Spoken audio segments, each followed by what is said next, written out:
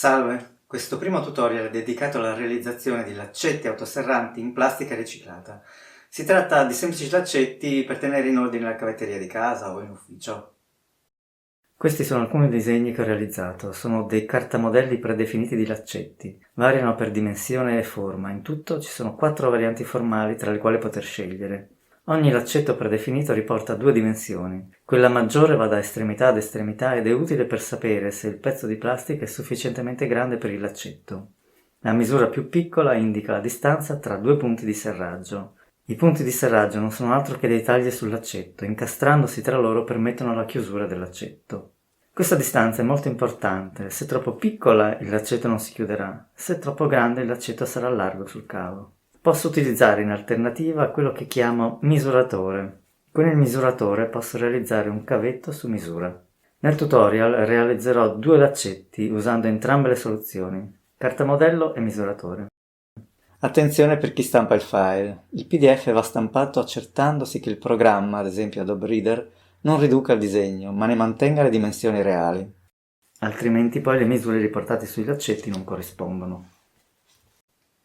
È tempo dunque di fare ordine. Per realizzare i laccetti io uso la plastica dei tubetti di dentifricio. Tubetti anche di creme vanno ugualmente bene purché siano in plastica. Quello che faccio è prendere il tubetto e praticare con il taglierino un'incisione in sommità.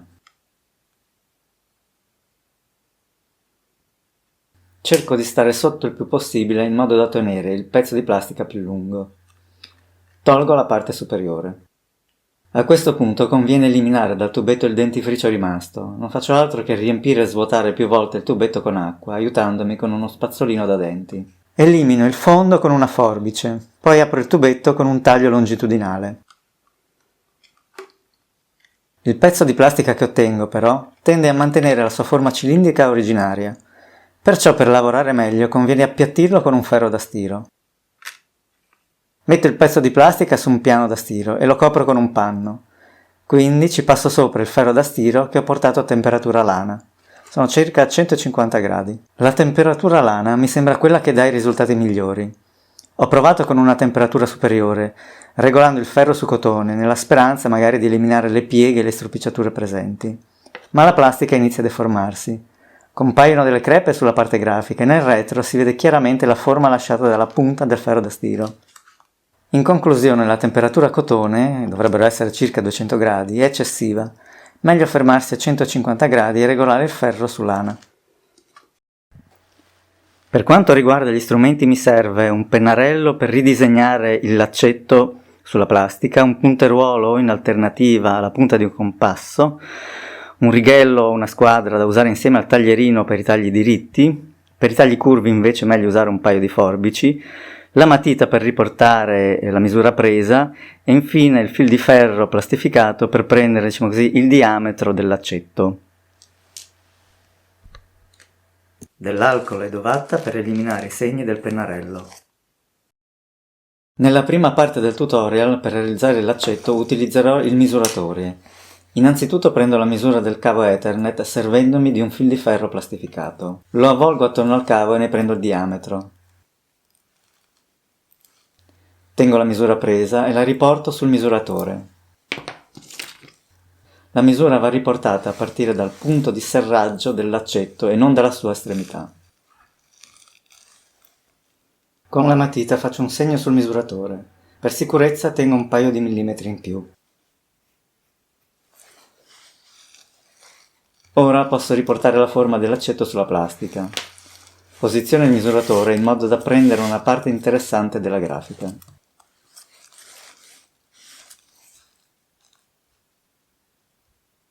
Con un punteruolo, in alternativa posso usare la punta di un compasso o un ago, segno sulla plastica i punti significativi che mi permetteranno di ridisegnare la forma del laccetto. Per non rovinare il tappeto di taglio, sotto la plastica metto del cartoncino.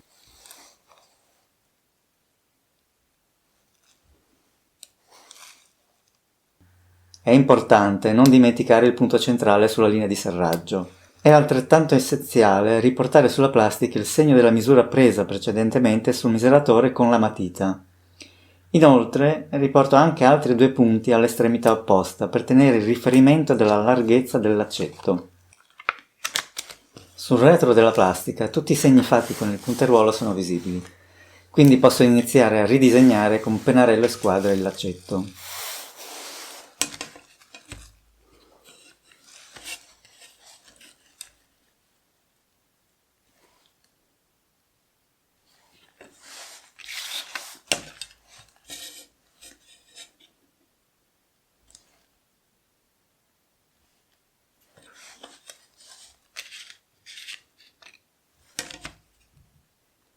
Oltre ai contorni devo segnare anche la linea di serraggio.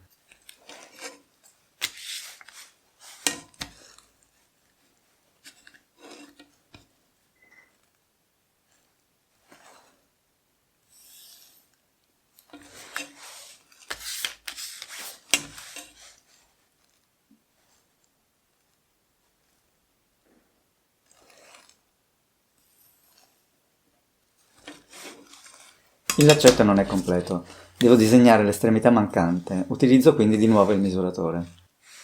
Allineo il punto sulla plastica che indica la misura del cavetto, quello che avevo preso con la matita, la linea di serraggio del misuratore, quindi con il punteruolo segno i punti che mi servono.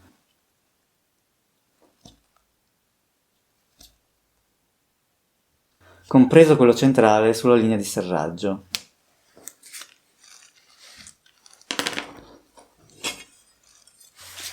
Tengo presente che le linee di serraggio sono una opposta all'altra.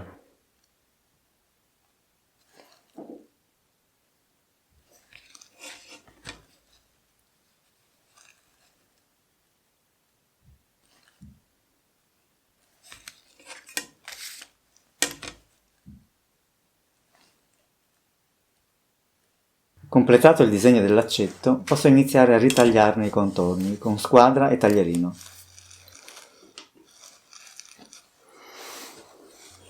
Attenzione, le linee di serraggio non vanno tagliate ora.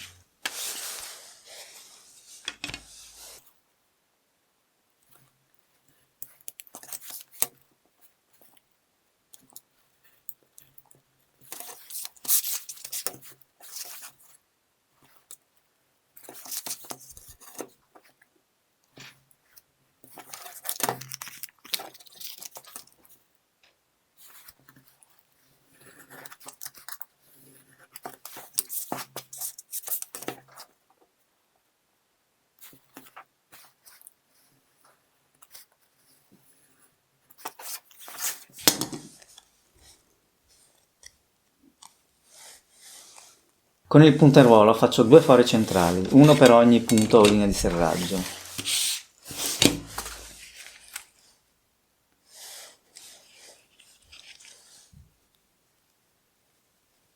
Questi fori sono fondamentali per impedire che le linee di taglio scorrano sulla plastica.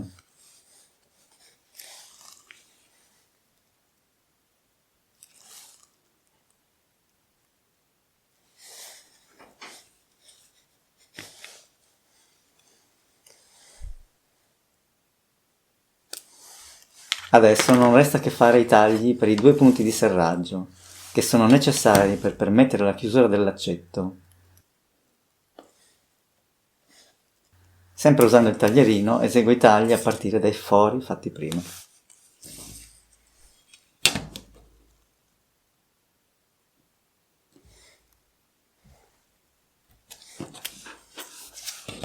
Il laccetto è finito. Questo secondo laccetto lo realizzerò utilizzando un cartamodello. Qui ne ho ritagliati alcuni tra cui scegliere da usare per il cavo del mio microfono. Anche qui la prima cosa da fare è prendere il diametro del cavo con il fil di ferro plastificato. Ottenuta la misura, cerco tra i cartamodelli a disposizione quello più adatto. Come visto per il laccetto precedente, la misura presa deve fare riferimento ai punti o linee di serraggio e non alla lunghezza complessiva del laccetto. Scelto il cartamodello, il passo successivo è quello di riportare il disegno sulla plastica del tubetto di dentifricio. Per ottenere un bel laccetto, posiziono il cartamodello in modo da prendere una parte grafica gradevole. Utilizzo il punteruolo per fissare i punti principali del laccetto sulla plastica. importante non dimenticare i punti centrali in corrispondenza delle due linee di serraggio.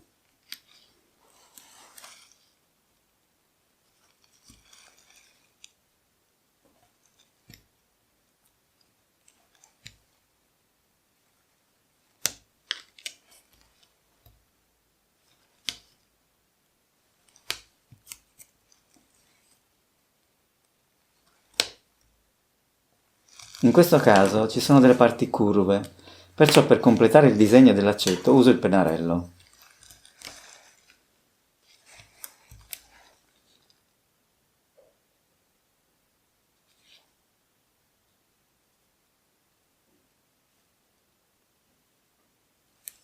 Non importa se i segni del pennarello finiscono sulla parte colorata della plastica, perché si possono eliminare facilmente con dell'alcol.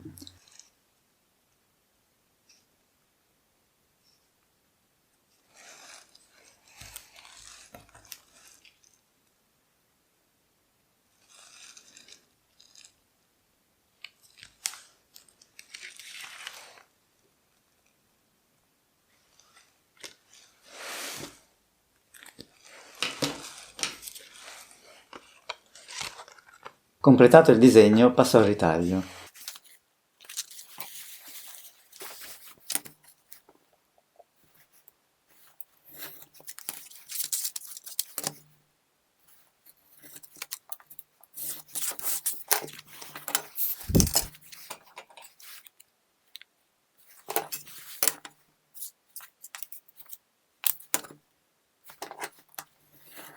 Mi servo del taglierino per le parti rettilinee, mentre uso le forbici per le parti curve.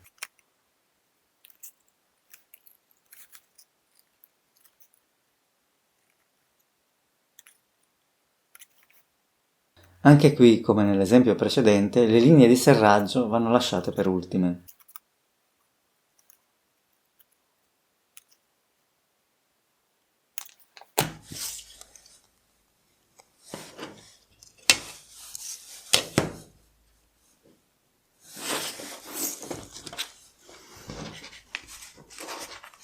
Con il punteruolo faccio due fori, uno per ogni punto o linea di serraggio.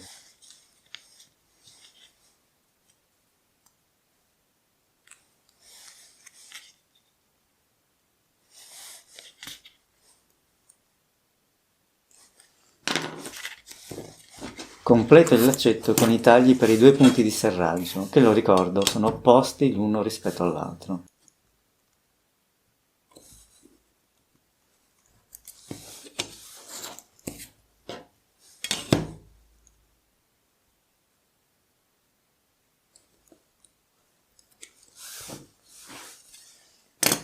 Anche questo laccetto è finito. Prima di concludere, una breve precisazione sul materiale utilizzato.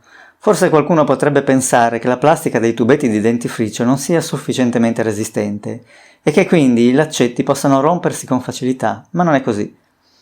Perché con le giuste accortezze il materiale si dimostra resistente quanto basta.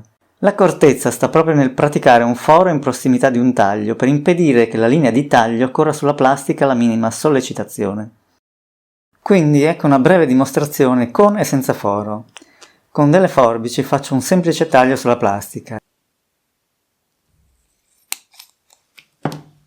Se esercito un po' di forza, il taglio prosegue e divide il pezzo di plastica a metà.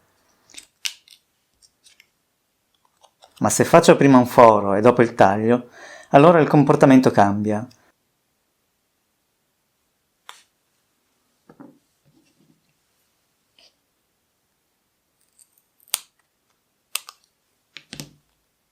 Ora il materiale sembra più resistente, la linea di taglio non scorre come prima, piuttosto nel punto in cui ho praticato il foro, la plastica comincia a deformarsi, ma non si divide. Ed ora, completati i laccetti, non resta che provarli. Metto prima il laccetto realizzato con il misuratore sul cavo Ethernet. Tolgo il fil di ferro plastificato, avvolgo il laccetto e chiudo incastrando i punti di serraggio.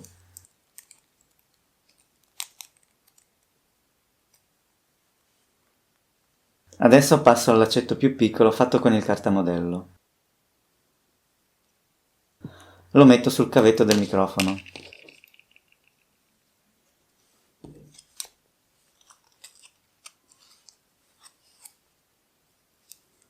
Chiudo incastrando i punti di serraggio.